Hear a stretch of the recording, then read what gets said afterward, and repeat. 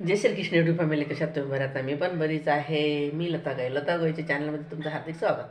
हे बघा, आज मी पोपाया तोडून आणल्या. हे त्या झाडाच्या, ते झाड समोरच आहे. झाड जाऊ तुम्हाला, थांबा एक मिनिट. तर ते 2-3 तोडून आणल्या, काही दुसऱ्यांना पण दिल्या आणि आम्ही 2-3 आम्ही ठेवल्या.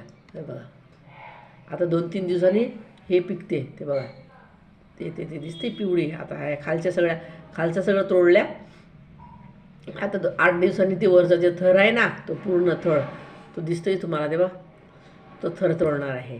आणि वर बघा किती मोठे मोठे. कापू पोपई आणि खाऊ. कापू. हे बघा, कापली पोपई किती सुंदर आहे बघा. खाऊन बघूया का? खाऊन बघूया मग तुम्हाला सांगतो. गावरान लोक असेच खातात. मुंबई पुण्याचे श्रीमंत लोक असे खातात. थांबा दाखवतो.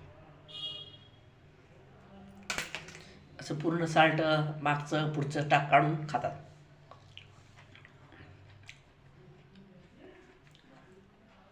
खरंच निसर्गाचे पिकलेले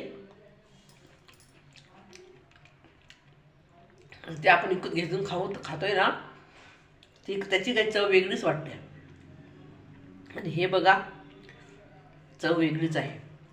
असं जर खायला बनचा तर मग ते सुंदरच वाटते. हे बघा,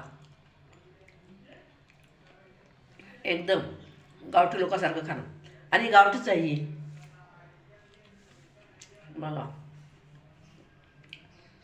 गोड आणि बिना केमिकलची. ते इंजेक्शन दिलेले असते ना पिकलेलं.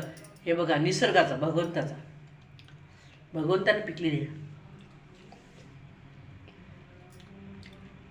आमच्या साहेबांना पण देतो.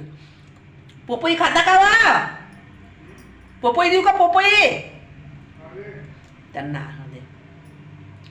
त्यांना असं साल्ट बिल्ट काढून द्यावं लागेल, तेव्हा खातील ते. असं माझ्यासारखं थोडी खातील काही. त्यांना सगळं व्यवस्थिशीर लागतंय बाबा. आता असंच देतो, काही तुकडे बिकडे काही करत नाही, असंच देतो त्यांना पण खायला. छान आहे.